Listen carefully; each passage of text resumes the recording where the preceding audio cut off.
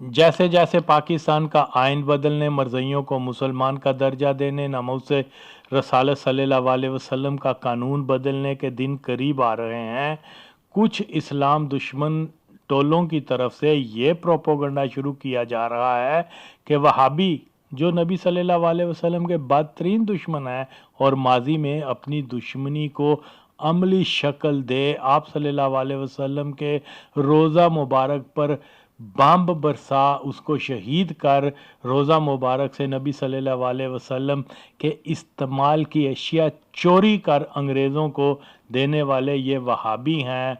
مرزائیوں کا مقابلہ کرنے کے لیے وہابیوں سے اتحاد کیا جائے۔ اب اس ہی اسلام دشمن ٹولے نے ان دیوبندیوں سے اتحاد کی بات کی ہے جو اللہ کو بے عیب تک نہیں مانتے اور اللہ کی ذات میں جھوٹ جیسے بدترین عیب ہونے کے عقیدے کے مالک ہیں۔ جو دیوبندی نبی صلی اللہ علیہ وسلم کو اللہ کا حبیب کی بجائے حریف ثابت کر کے قادیانی کنجروں سے بھی بڑے گستاخ بن چکے ہوئے ہیں، بلکہ ختم نبوت کے عقیدے میں شگاف ڈالنے والے دیوبندیوں کے ساتھ مل کر کیسا اتحاد ہو سکتا ہے؟ جماعت غیر اسلامی جو اللہ کی وحی پانے والے نبی کو وہمی قرار دے، ایک نبی کو جاہل کہے، ایسے کافروں کو مسلمان جاننا ان سے ختم نبوت کے لیے اتحاد کرنے والا بھی خارج الاسلام ہو جائے گا۔ نہیں نہیں نہیں، مرزائی پر غلبہ پانے کے لیے نبی کے گستاخوں کے ساتھ اتحاد کی ہرگز ضرورت نہیں کہ اللہ مرزائی فتنے کی سرکوبی کے لیے کسی نہ کسی ذوالفقار علی بھٹو، ممتاز قادری کو پیدا کرتا رہتا ہے انشاءاللہ۔ مسلمان کا فرض یہی ہے کہ وہ مرزائی کا مقابلہ کرنے کے لیے اپنے ایمان پہ قائم رہتے ہوئے دوست و دشمن کی پہچان کرتے ہوئے اولیاء شیطان جیسے بد عقیدہ اور گستاخوں سے دور رہ کر مؤثر لائے عمل اپنائے تو پھر انشاءاللہ کامیابی ہی کامیابی ہے۔ سنیوں کی حکمت عملی کا معیار جب اعلیٰ حضرت فاضل بریلوی رحمۃ اللہ علیہ نے یہ کہہ کر بنا دیا ہوا ہے کہ بد عقیدہ سے اتحاد تو دور کی بات، ان سے میل جول نہیں رکھنا۔ جب پلید گاندھی اعلیٰ حضرت کے در پہ آیا تو آپ نے اس کو بگا دیا تھا، لہذا یہ کہنا مناسب نہیں کہ فلاں صلح کلی فلاں بد عقیدہ خود ہی ہمارے جلسے میں آئے تھے، ہم نے ان کو دعوت تو نہیں دی تھی۔ مسل کے اعلیٰ حضرت کی ضد میں جاتا ہے۔ ہمیں معلوم نہیں کہ سوشل میڈیا پہ سنی آئی ڈی میں چھپا کون کیا ہے، اور کبھی یہ لوگ کہتے ہیں کہ فلاں تحریک کی رہنمائی خود نبی صلی اللہ علیہ وسلم کر رہے ہیں۔ اگر مان لیا جائے کہ نبی صلی اللہ علیہ وسلم ہی رہنمائی کر رہے ہیں تو پھر کیسے ممکن تھا کہ کسی عاشق رسول کو دنیا کی کوئی طاقت پھانسی لگا سکتی؟ اگر مان لیا جائے کہ نبی صلی اللہ علیہ وسلم ہی تحریک کی رہنمائی کر رہے ہیں تو پھر ایک بدترین مالونہ کو دنیا کی کوئی طاقت سزا سے بچا ہی نہیں سکتی تھی کہ گستاخ کے لیے تو نبی پاک صلی اللہ علیہ وسلم کا حکم سر تن سے جدا ہے، نہ کہ کینیڈا یاترا۔ عاشق رسول صلی اللہ علیہ وسلم کو پھانسی ہوئی، کہا گیا کہ حکمت سے تحریک چل رہی ہے۔ مالونہ رہا ہوئی، پوچھا گیا کہ ایسا کیوں ہوا؟ جواب ملا جی بس حکمت سے تحریک چل رہی ہے۔ حکمت کا نتیجہ مرزائی کی مسلمان شناخت بحال ہونے جا رہی ہے، ناموس رسالت صلی اللہ علیہ وسلم کا قانون بدلا جا رہا ہے، کوئی اس کے خلاف گھر سے نکلے گا تو گولی۔ سوشل میڈیا کے ذریعے میں اکیلا پاک فوج کے مسلمان طبقے کی غیرت اسلامی کا واسطہ دیتا رہا، جس پر پیر افضل قادری صاحب کا مجاہدانہ بیان آیا، لیکن اس کے بعد ایک طویل خاموشی کیوں؟ یہ وقت کی ضرورت ہے کہ فوج کو دو ٹوک الفاظ میں بتایا جائے کہ عمران مرزائی ناموس رسالت کے قانون کو بدلنے جا رہا ہے۔ واضح طور پہ اعلان کیا جائے کہ اگر فوج نے 1953 کی طرح مسلمانوں کو کچلنے کی کوشش کی تو خانہ جنگی بھرپور خانہ جنگی ہو جائے گی۔ ہر مسلمان کو یہ جائز مطالبہ بار بار کرنا ہے کہ فوج کا مسلمان طبقہ इमरान और बाजवा जैसे मरज़इयों के खिलाफ उठ खड़े हों। मुल्क की सालमियत का राज सिर्फ और सिर्फ नामूस रसूल सल्लल्लाहु अलैहि वसल्लम की पासदारी में है, ना कि कादियान से वफादारी में। इत्तेहाद ज़रूर हो मगर अहले हक में, ना कि बदअकीदाओं के साथ। क्लिप लगा रहा हूँ, खुद सुन लें। देवबंदी अखरारी आगा शोरश कश्मीरी, जिसको बद मजहब कादियान शिकन कहते नहीं थकते, मगर वो चंद टकों की खातर अपने प्रिंटिंग प्रेस में ऐसा मवाद शाया किया करता था जिसमें मिर्ज़ा कादियानी को नबी लिखा जाता था, ऐसा मवाद जिसमें कादियानी तबलीग हुआ करती थी। अब ऐसे आगा शोरश कश्मीरी को कैसे कादियान शिकन माना जाए जो अपनी नज़म मरज़ई मजल्ले में छापता था? क्या अब ऐसे देवबंदियों के साथ मिलकर मरज़इयत का मुकाबला करोगे? वीडियो के आखिर में चंद मरज़ई ज़ुबानी क्लिप सुन लें कि कादियानी भी वहाब नजदी को अपना इमाम मानते हैं। अब जिन वहाबियों और मरज़इयों का इमाम एक हो, क्या मरज़इयत का मुकाबला करने के लिए इनसे इत्तेहाद करोगे? ये वक्त की ज़रूरत है कि अमली तौर पर इन्हें जाना इन्हें माना, किसी बदअकीदा गैर से ना रखा काम का मुजाहरा किया जाए। वक्त का मुकाबला सख्त हिकमत अमली यही है कि खुलकर मरज़ई को मरज़ई कहा जाए। मुसलमानों के कातलों के नाम की तमाम निशानियां पाकिस्तान से मिटाए जाए, फिर देखो कामयाबी ही कामयाबी मुकद्दर होगी इंशाअल्लाह। मरज़ई हटाओ तहरीक जिंदाबाद। बुलाना तो ताल्लुक एक छोटा सा पैदा हो गया। फिर वो मैंने पर्चा उर्दू प्रेस में छपवाना शुरू किया। उर्दू प्रेस जब उन्होंने इनके आपस में अलहदगी हो गई तो चट्टान प्रेस बन गया, तो हमने चट्टान में छपवाया, 16-17 साल छपवाया। उसके बाद फिर हम वापस आ गए पाकिस्तान प्रिंटिंग वर्क्स में, जब उन्होंने उसको ऑफसेट पे कर लिया।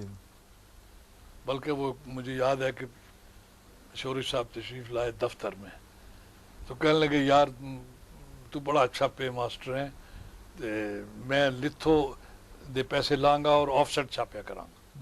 मैं कहा नहीं भाई ये नहीं हो सकता, क्योंकि मेरे उस्ताद ने मुझे एक सबक दिया है कि अदने का खाओ पदने का मत खाओ। तो वो हटा। हालांकि शोरिश में एक बात अजीब थी कि वो यानी पर्चे को मॉलेस्ट नहीं करता था। हमारी 4-4 महीने भी बहस चली। इस दफ़ा मैंने उसके खिलाफ लिखा है, अगली दफ़ा उसने मेरे खिलाफ लिखा है। एक पर्चा उसके प्रेस में छप रहा है, वो कर सकता था लेकिन नहीं करता था। हत्ता कि हमने 10 साला नंबर जब निकाला तो वो हैरान थे, होते हैं अब भी लोग। तो वो सुबह सुबह एक दिन आया कि यार 72 सुबह का तुम पर्चा छाप रहे हो और मुझसे कहा ही कुछ नहीं लिखो। तो मैंने कहा आगा तुम पता नहीं लिखते लाहौर के लिए कि नहीं लिखते? मैं नज़म कह रहा हूँ सुबह से। तो मैंने कहा ये तो सिर्फ एडिटोरियल का सफ़ा रहता है, और वो मैं मुंशी जी को दे चुका हूँ। कहा मुंशी जी ज़रा एडिटोरियल मुझे दो, मैं इसको छोटा करता हूँ। एक कॉलम निकालो, उसमें मेरी नज़म छपेगी, और वो 10 साला नंबर पर एडिटोरियल के सफ़े पर उसकी नज़म छपी हुई लाहौर की तारीफ में। मतलब ये इक़दार थी कुछ। तो जब हम पर करम किया है खुदाए गुयूर ने, पूरे हुए जो वादे किए थे हजूर ने। फिर देखें हज़रत मसीह मऊद अलैहिस्सलाम ने इज़ाला व हाम में अपना इल्हाम शाया किया, और इल्हाम ये था कल्बुन यमूत अला कल्ब। और फरमाते हैं कि इसका तर्जुमा है कुत्ते पर कुत्ता मरेगा, और फरमाया इसके आदात के लिहाज से 52 साल बनते हैं। वो शख्स जो इस्लाम अहमदियत का बदतरीन दुश्मन होगा 52 साल में कदम रखेगा तो हलाक कर दिया जाएगा। ये जो पेशगोई थी, इसे रावलपिंडी के एक बुजुर्ग हकीम दीन मोहम्मद साहब ने सदाकत अखबार कराची को भिजवाई। सदाकत अखबार ने इसको शाया किया, और शाया करने के साथ ही ये लिखा کہ حاضرین نے یہ لکھا ہے کہ یہ مرزا صاحب کی پیش گوئی ہے. اس واسطے حکومت کو سوچنا چاہیے کہ کہیں مرزا صاحب کی پیش گوئی نہ پوری ہو جائے. اس کے علاوہ سانگلہ اہل کے گدی نشین تھے، انہوں نے بھٹو صاحب کو لکھا کہ بھٹو صاحب کا جو اسلام، یعنی ضیاء الحق صاحب کو لکھی ہے، بھٹو صاحب کو نہیں لکھا، بلکہ اس کو لکھا جب کہ ضیاء الحق صاحب جو کہ وعدہ کر کے آئے تھے کہ میں 40 روز کے بعد خدا سے وعدہ کرتا ہوں. یہ انہوں نے مجیب الرحمان شامی صاحب کو اپنے انٹرویو دیا کہ اس میں موجود ہیں یہ الفاظ، پر یہ انٹرویو چھپا وہ موجود ہے. اس میں انہوں نے لکھا کہ میں نے خدا سے وعدہ کیا ہے کہ میں اقتدار نہیں سنبھالوں گا، اور فوراً الیکشن کر کے تو اقتدار کی باغ ڈور وہ ملک کے منتخب جو نمائندے ہوئے ان کے سپرد کر دوں گا، اور میں خدا سے وعدہ کرتا ہوں.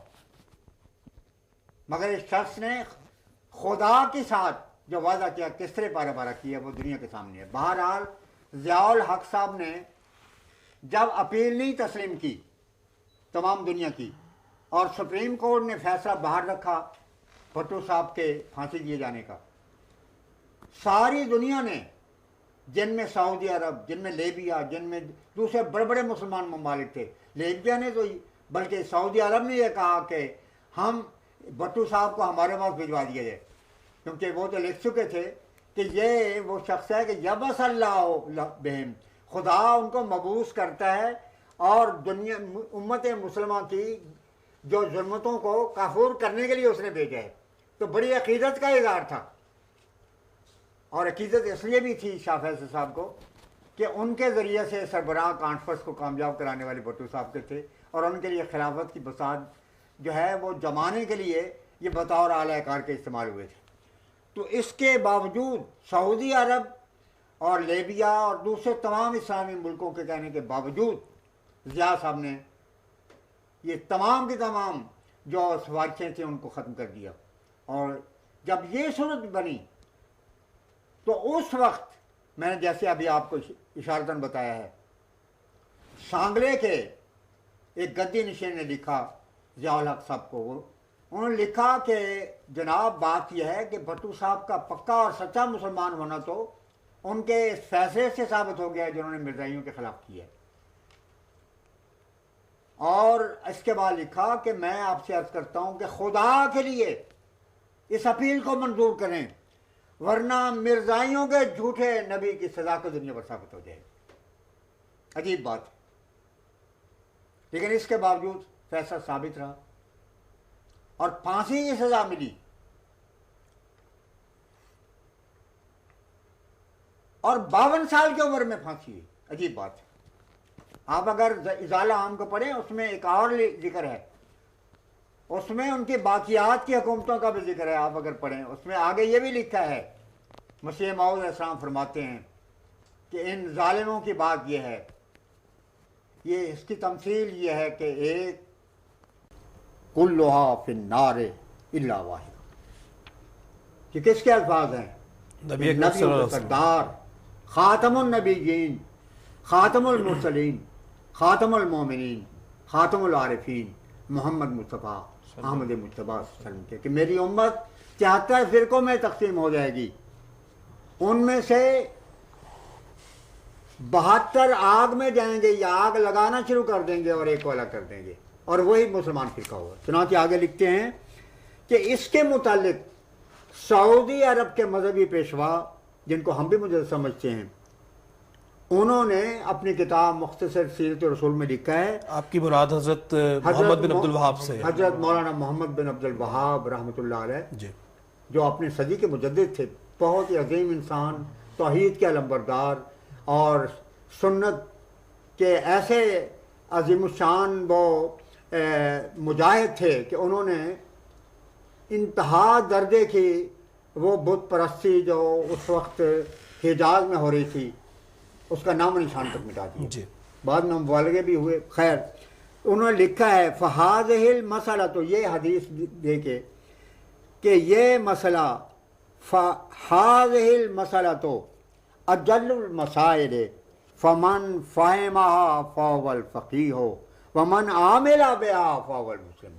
फरमाया ये रसूलुल्लाह का इरशाद रहनुमा असूल है कि आखिरी ज़माने में आलमी इस्लाम जब 73 फ़िरक़ों में तकसीम हो जाएगा तो उन फ़िरक़ों में से सिर्फ एक फ़िरका मुसलमान होगा और 72 फ़िरके नारी फ़िरके होंगे। कहते हैं कि ये सबसे बड़ा मसला है आज, जो इसको जानता है वो फ़कीह कहलाने के मुस्तहिक़ है, कोई मुफ्ती नहीं कहला सकता जब तक कि ये ईमान ना रखे कि 73 में से एक मुसलमान है।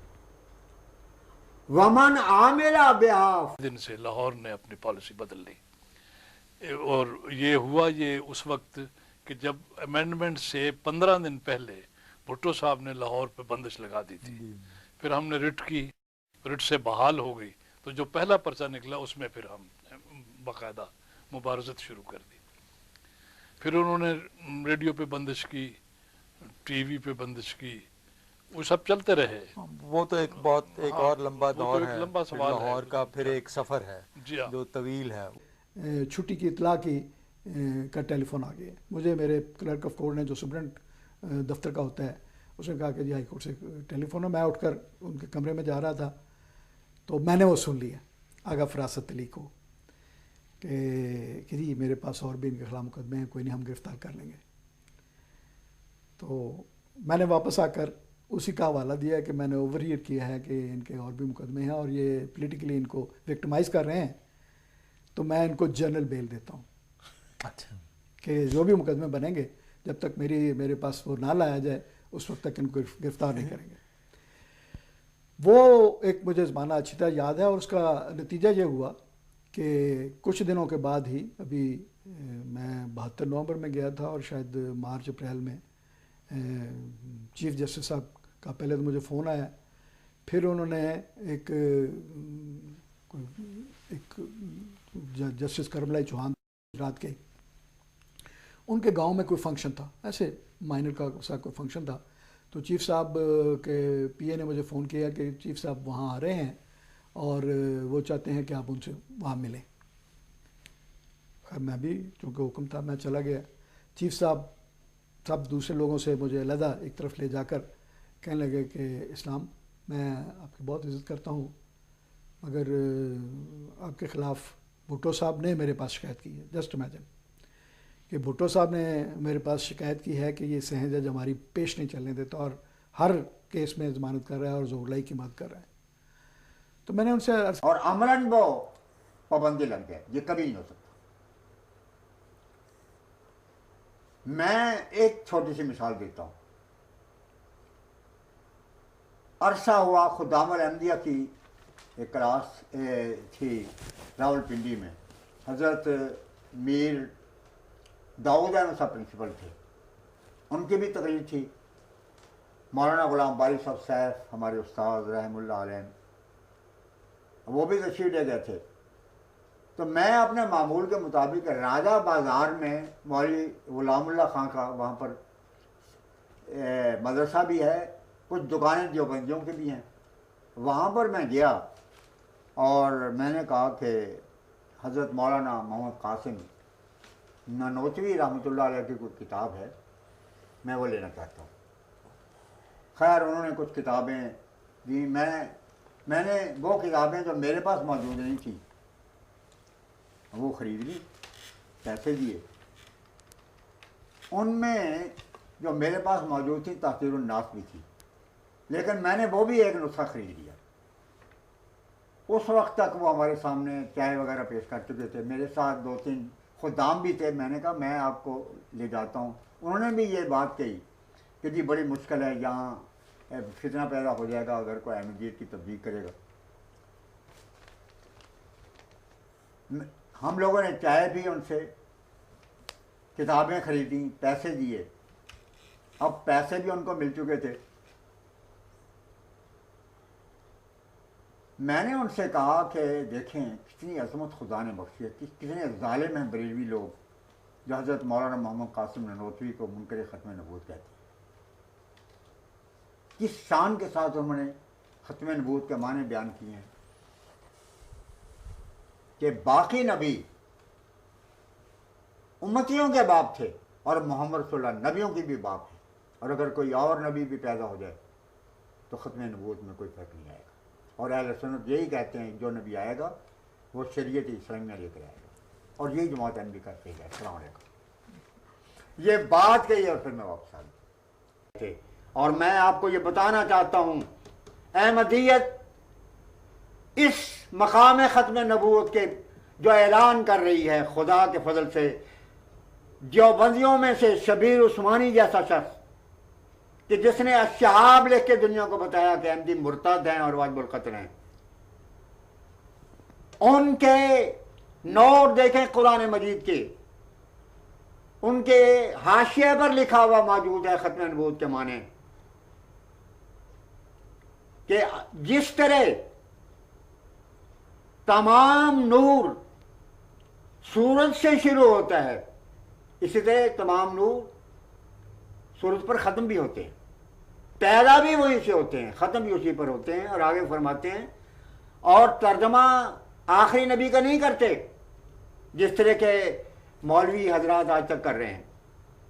پرانے دیوبندی ترجمے میں خاتم النبیین کے معنی نبیوں کی مور کے لکھے ہیں۔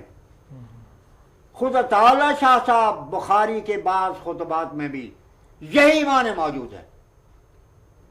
اور نبیوں کی مور کے معنی کیا ہیں شبیر احمد صاحب عثمانی کی نگاہ میں، اور وہ معنی یہ ہیں بدی لحاظ، یہ مولانا شبیر عثمانی کے الفاظ ہیں، ان کا ترجمہ قرآن دیکھ لیں، ادارہ اسلامیات کراچی نے بھی شائع کیا ہے، یہاں لاہور میں بھی آپ کو مل سکتا ہے،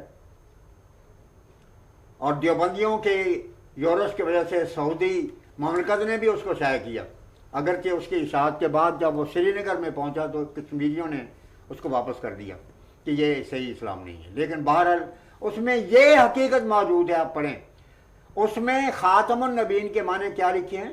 نبیوں کی مہر، اور اس کے حاشے میں لکھے ہیں بدی لحاظ ہم کہہ سکتے ہیں کہ حضرت صلی اللہ علیہ وسلم نبیوں کی مور ہیں، اور جن کو بھی نبوت ملی ہے آپ کی مور کے ذریعے سے ملی ہے۔ یہی معنی ہم کرتے ہیں۔ مسیح موعود نے حقیقت الوحی میں یہی بیان کیا ہے کہ خدا نے محمد صلی اللہ کو مہر عطا کی ہے، وہ چیز جس پر یہ دیوبندی حضرات نے یہ قیامت برپا کی آج تک، خدا نے ان کے چوٹھی کے عالم سے کرا دیا کہ خاتم النبیین کے معنی آخری یا ختم کرنے والے کے نہیں ہیں، نبیوں کی مور کے ہیں، اور یہ وہ مور ہے جو کہ اس وقت سے کام کر رہی ہے جبکہ ابھی نبی پیدا بھی نہیں ہوئے تھے۔ دنیا میں نبی بنے تو محمد کے مور کے ذریعے سے بنے۔ تو حقیقت یہ ہے کہ یہ جو کچھ بھی انہوں نے کہا ہے ملک جعفر صاحب نے، نہ خاتم الرسل کا خطاب دیا ہے، وہاں پر خاتم النبیین قرار دیا ہے، اور اس کے معنی یہ ہوئے کہ اب کوئی نبی ایسا نہیں آ سکتا جو محمد صلی اللہ علیہ وسلم کی شریعت کے تابع ہو کر ہے۔ اب ختم رسولوں کو نہیں کیا، نئی چیز لانے والوں کو، بلکہ نبیوں کو ختم کیا ہے، اور ملا کے نگاہ میں نبی وہ ہوتا ہے جو پہلی شریعت کی اتباع کرے، اور رسول وہ ہے جو نئی چیز لے کے آئے۔ تو اس واسطے آخری نبی ہم رسول اللہ کو مانتے ہیں۔ تو اس فیصلے کے روح سے اگر حقیقتاً دیکھا جائے تو سوائے پرویزیوں کے اور سوائے بابیوں اور بہائیوں کے، خود ان کے اپنے عقیدے کے مطابق کوئی بھی حضرت کو غیر مشروط آخری نبی نہیں مانتا۔ سمجھ گئے آپ؟ جی۔ لیکن چالاکی اور عیاری یہ کی گئی کہ for the purpose of constitution کو الفاظ میں رکھ کے، تو پہلی چونکہ مشتل کر دیا گیا تھا، کسی شخص کو اس بات سے کوئی تعلق نہیں ہے کہ لکھا کیا تھا، لیکن اس وقت ہی ہم نے یہ سنا، جب یہ فیصلے ہوئے چند دن کے بعد میں گیا ہوں تو وہاں مجھے ایک تو اتفاق یہ ہوا کہ ریاض چودھری رحمت علی صاحب کے ساتھ جا رہا تھا، تو جس بس پہ تھے اس کے اوپر لکھا ہوا تھا جنہیں حقیر سمجھ کے بجھا دیا تو نے वही चिराग जलेंगे तो रोशनी होगी। ये अजीब इत्तेफाक था। मुझे रावलपिंडी के एक बुजुर्ग ने बताया कि फैसले के अगले दिन अहले हदीस एक आलिम ने लाउड स्पीकर पे ये ऐलान किया कि मुसलमानों तुम्हें होश में आना चाहिए, इस फैसले ने तमाम मुसलमानों को काफिर करार किया है। हम लोग जो मसीह के आने के कायल हैं, दोबारा आने के, इस फैसले के रूप से हम भी दायरे इस्लाम से खर्च कर दिए गए। मगर आवाम को इस बात से कोई गर्ज नहीं होती। मुल्लाओं ने, और फिर क्योंकि भुट्टो पार्टी भी दरअसल बज़ाहिर दुनिया को डिप्लोमेटिक तरीके से समझाना चाहती थी कि मैंने जो कुछ किया है आवाम की मर्जी के मुताबिक किया है, इसलिए ईसाई दुनिया को, कैथोलिसिज्म को और यूरोप को और अमेरिका को इसको कोई ऐसा नहीं कहना चाहिए जो कि कानून के खिलाफ वर्जी है। हमने जमहूरी कानून इख्तियार किया है, अवाम का फैसला था। लेकिन दरअसल जहां तक दुश्मनी का ताल्लुक था,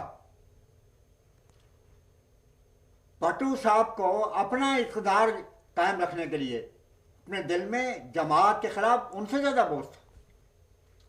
इसलिए बावजूद ये अल्फाज रखने के दुनिया को दुखाने के लिहाज से आज इस इंटरव्यू का पहला हिस्सा पेश किया जा रहा है। मैं सबसे पहले मोहतरम मिर्ज़ा साहब से दरख्वास्त करता हूँ कि आप ये बयान फरमाएं कि आपकी पैदाइश कहाँ हुई और आपका ताल्लुक़ किस इलाके से है। मैं जालंधर शहर में पैदा हुआ जनवरी 1900 में।